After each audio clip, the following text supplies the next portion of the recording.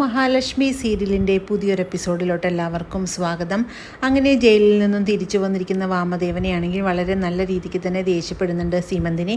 അല്ലെങ്കിലും ഭർത്താക്കന്മാർക്കെല്ലാം എന്തെങ്കിലും വീഴ്ച വന്നിട്ടുണ്ടെങ്കിൽ ഭാര്യമാരെ അതിൽ പിടിച്ച് പിന്നെ കയറും, പിന്നെ അവർ നമ്മളെ തിരിഞ്ഞു നോക്കുക പോലും ഇല്ല എന്നെല്ലാം വാമദേവനാണെങ്കിൽ മേഘനോടായിട്ട് പറയുന്നുണ്ട്. ഇത് കേൾക്കുന്ന മേഘനാണെങ്കിൽ ആകെ സങ്കടമാകുന്നുണ്ട്. അന്ന് വിശ്വനാഥൻ്റെ കൂടെ ആ കണ്ണനും കൂടെ പോയിരുന്നെങ്കിൽ ഇന്ന് മഹാലക്ഷ്മി അവൻ്റെ ജീവിതത്തിലോട്ട് വരില്ലായിരുന്നു. അങ്ങനെയാണെങ്കിൽ കമലേശ്വരം ഗ്രൂപ്പ് ഓഫ് കമ്പനി നമ്മളുടെ പേരിൽ വന്നേനെ എന്നെല്ലാം വാമദേവനാണെങ്കിൽ മേഘനോടായിട്ട് പറയുന്നുണ്ട്. എന്നിട്ട് പറയുന്നു, അവനെ അന്ന് മരുന്ന് മാറ്റി കൊടുത്തപ്പോൾ അവനെ കൊല്ലാമായിരുന്നു, അതും ഞാൻ ചെയ്തില്ല, അതുമൊക്കെ എൻ്റെ മണ്ടത്തരം തന്നെയാണെന്നെല്ലാം മേഘനോട് പറയുന്നുണ്ട്.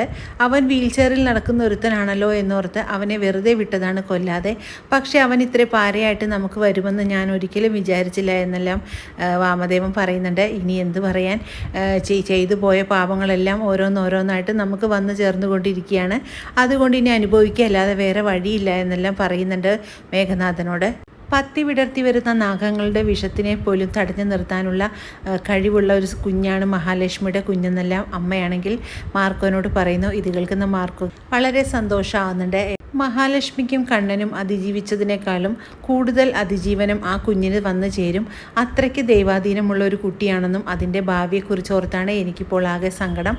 കാരണം അതിനെപ്പോലെ ദൈവാധീനമുള്ള ഒരു ഭർത്താവിനെ കിട്ടിയില്ലെങ്കിൽ അതിൻ്റെ ജീവിതകാലം മുഴുവൻ അതിന് സന്തോഷത്തോടുകൂടി ജീവിക്കാനായിട്ട് പറ്റില്ല എന്നെല്ലാം അമ്മ പറയുന്നുണ്ട് മാർക്കോനോട്. പിന്നെ മഹാലക്ഷ്മിയുടെ അമ്മ 2 കല്യാണം കഴിച്ചാലും അവർ നല്ലൊരു സ്ത്രീയാണെന്നും അവർ ദൈവത്തോട് അടുത്ത് നിൽക്കുന്നത് കൊണ്ട് ആ ഗുണങ്ങളെല്ലാം മഹാലക്ഷ്മിക്ക് കിട്ടിയിട്ടുണ്ടെന്നല്ല അമ്മയാണെങ്കിൽ മാർക്കോനോട് പറയുന്നു. അതുപോലെ തന്നെയാണ് കണ്ണൻ്റെ അച്ഛനും അമ്മയും. അവരും നല്ല സ്വഭാവമുള്ളവരും നല്ല ദൈവഭക്തിയുള്ളവരും സത്യസന്ധരുമായിരുന്നു. അതുകൊണ്ട് തന്നെയാണ് അവർക്ക് 2 പേർക്കും സ്വഭാവ ഗുണങ്ങളെല്ലാം കിട്ടിയിരിക്കുന്നതെന്നെല്ലാം അമ്മ പറയുന്നുണ്ട്. പിന്നീട് നൂലുകെട്ടിൻ്റെ ചടങ്ങിന് വേണ്ടി വീടെല്ലാം അലങ്കരിക്കുകയാണ് അനന്തു. അതേസമയം കണ്ണൻ വന്ന് പറയുന്നുണ്ട്, വലിയ രീതിക്കൊന്നും അലങ്കരിക്കേണ്ടടാ, ചെറിയ തോതിലുള്ള ചടങ്ങല്ലേ എന്ന് പറയുന്നു.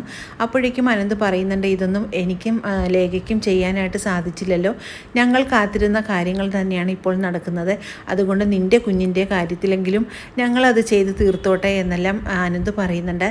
അതേസമയം ലേഖയും മഹിയും അങ്ങോട്ട് വരുന്നു. 28 ചടങ്ങ് എന്ന് പറയുമ്പോഴേക്കും എനിക്ക് പേടിയാണെന്ന് പറയുമ്പോൾ കണ്ണൻ ചോദിക്കുന്നുണ്ട്, നീ എന്തിനാണ് പേടിക്കുന്നതെന്ന് ചോദിക്കുകയാണ്.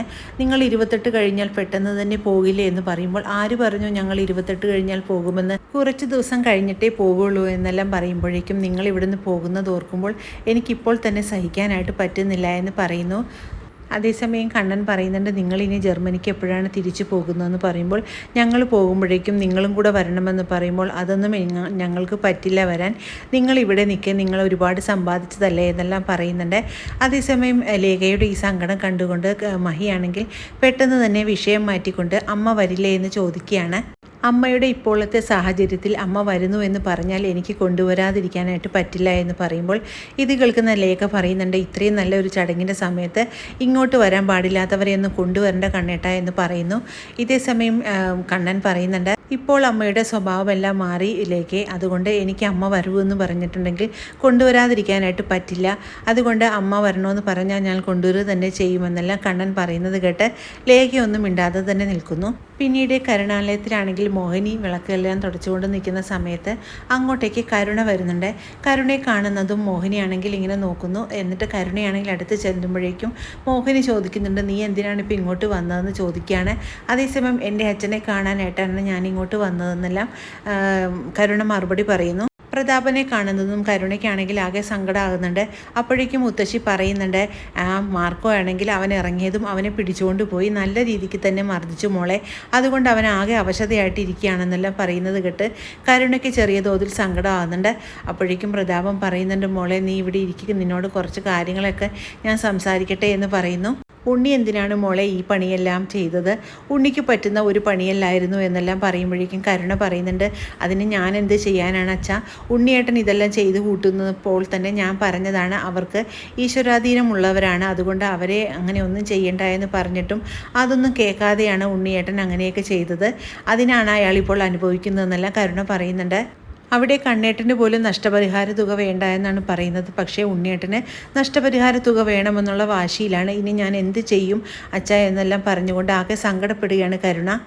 പക്ഷേ അച്ഛനെയും അമ്മാവനെയും വെറുതെ വിടില്ല എന്നുള്ള വാശിയിൽ തന്നെയാണ് കണ്ണേട്ടൻ.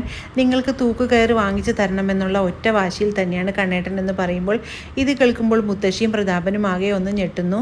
അതേസമയം മോഹിനി പറയുന്നുണ്ട്, അച്ഛനും മുത്തശ്ശിയും ചെയ്തു കൂട്ടിയിട്ടുള്ള പാപങ്ങൾ തന്നെയാണ് ഇപ്പോൾ നീ അനുഭവിക്കുന്നതെന്നും ഇനിയെങ്കിലും നീ നല്ല രീതിക്ക് ജീവിക്കാനായിട്ട് നോക്കുന്നെല്ലാം കരുണയോടായിട്ട് പറയുന്നുണ്ട്.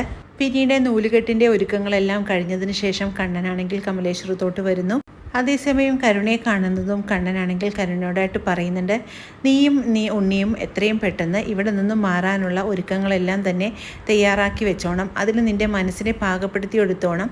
28 കഴിഞ്ഞിട്ടുണ്ടെങ്കിൽ എൻ്റെ മഹിയും കുഞ്ഞും ഇങ്ങോട്ട് വരും. അവർക്ക് സ്വസ്ഥമായിട്ട് തന്നെ ജീവിക്കാനുള്ള ഒരു അവസരം എനിക്ക് ഉണ്ടാക്കി കൊടുക്കണം.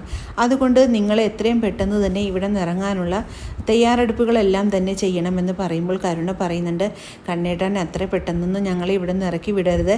ഉണ്ണിയേട്ടൻ്റെ കൂടെയുള്ള ജീവിതം എനിക്ക് എങ്ങനെയാണെന്ന് പോലും അറിയില്ല. അതുകൊണ്ട് കുറച്ച് സാവകാശം തരണമെന്നെല്ലാം കരുണയാണെങ്കിൽ കണ്ണനോട് പറയുമ്പോൾ കണ്ണൻ പറയുന്നുണ്ട്, അതിനൊരു സാവകാശവും ഞാൻ തരുന്നില്ല. എത്രയും പെട്ടെന്ന് തന്നെ അവൻ്റെ കാല് റെഡിയാകുമ്പോൾ അതിന് നിങ്ങൾ തയ്യാറായിക്കൊള്ളണമെന്നെല്ലാം പറയുന്നുണ്ട്. ഇതേ സമയം ഈ കാര്യങ്ങളെല്ലാം തന്നെ ഉണ്ണിയോടായിട്ട് ചെന്ന് പറയുന്നുണ്ട് കരുണ. ഇത് കേൾക്കുന്ന ഉണ്ണിയാണെങ്കിൽ ഒരക്ഷരം മിണ്ടാതെ തന്നെ ഇരിക്കുന്നു. നിങ്ങൾ എങ്ങനെയാണ് എന്നെ നോക്കാനായിട്ട് പോകുന്നത്? ഇത്രയും നാളും നിങ്ങളൊന്നും അറിയാതെ കണ്ണേട്ടൻ്റെ ചെലവിൽ തന്നെയാണ് ജീവിച്ചത്. ഇനി നിങ്ങൾ എന്നെ എങ്ങനെ നോക്കും? എന്നെയും എൻ്റെ കുഞ്ഞിനെയും നല്ല രീതിക്ക് തന്നെ നിങ്ങൾ നോക്കാനായിട്ട് ഉദ്ദേശിക്കുന്നുണ്ടോ എന്നെല്ലാം കരുണ ചോദിക്കുന്നത് കേട്ട് ഉണ്ണിയാണെങ്കിൽ ഒരക്ഷരം മിണ്ടാതെ തന്നെ ഇരിക്കുന്നു. സഹി കെട്ടാൽ ഞാൻ എൻ്റെ മുത്തശ്ശിയുടെ വീടും പറമ്പും മുത്തശ്ശിയോടായിട്ട് വിൽക്കാനായിട്ട് പറയും. അങ്ങനെയെങ്കിലും നമുക്കൊരു വീട് വാങ്ങി നല്ല രീതിക്ക് തന്നെ ജീവിക്കണമെന്നെല്ലാം പറയുമ്പോൾ ഉണ്ണിയാണെങ്കിൽ ആകെ ഷോക്കായി തന്നെ നിൽക്കുന്നു. പിന്നീട് ഉണ്ണിയാണെങ്കിൽ മറച്ചു വെച്ചിരിക്കുന്ന ആ സത്യം ദുർഗയാണെങ്കിൽ കണ്ണനോടായിട്ട് പറയുന്നുണ്ട്. അവളുടെ മുത്തശ്ശിയുടെ എല്ലാ സ്വത്തുക്കളും ബാക്കിയുണ്ടായിരുന്ന സ്വർണ്ണങ്ങളെല്ലാം തന്നെ കൊച്ചുമോൾ അറിയാതെ തന്നെ ഉണ്ണിയുടെ പേരിലോട്ട് അവർ എഴുതി കൊടുത്തു.